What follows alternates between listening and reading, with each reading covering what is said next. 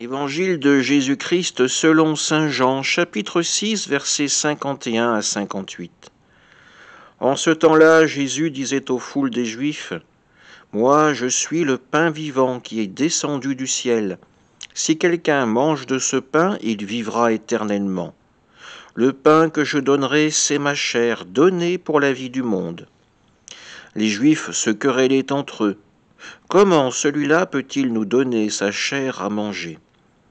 Jésus leur dit alors, « Amen, amen, je vous le dis, si vous ne mangez pas la chair du Fils de l'homme, si vous ne buvez pas son sang, vous n'avez pas la vie en vous.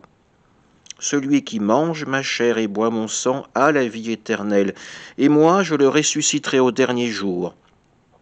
En effet, ma chair est la vraie nourriture et mon sang est la vraie boisson. Celui qui mange ma chair et boit mon sang demeure en moi, et moi je demeure en lui.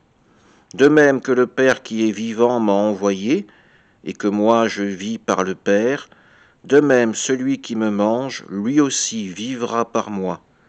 Tel est le pain qui est descendu du ciel. Il n'est pas comme celui que les pères ont mangé. Eux, ils sont morts. Celui qui mange ce pain vivra éternellement. Acclamons la parole de Dieu. À travers leur histoire, les Juifs ont connu l'épisode de la manne, ce pain mystérieux qui tombait du ciel pour les nourrir dans le désert.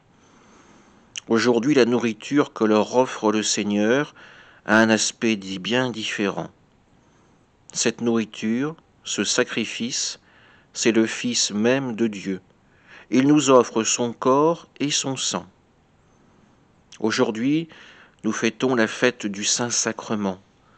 Quand nous nous approcherons de l'autel, ayons dans le cœur cette foi absolue, totale, dans l'amour que Dieu a pour nous.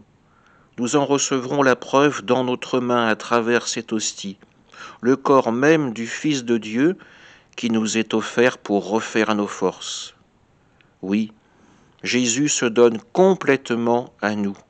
Il nous donne sa force et sa foi pour avancer toujours plus près du royaume de Dieu, pour accueillir le cadeau ultime de la part du Seigneur, partager sa vie, son éternité.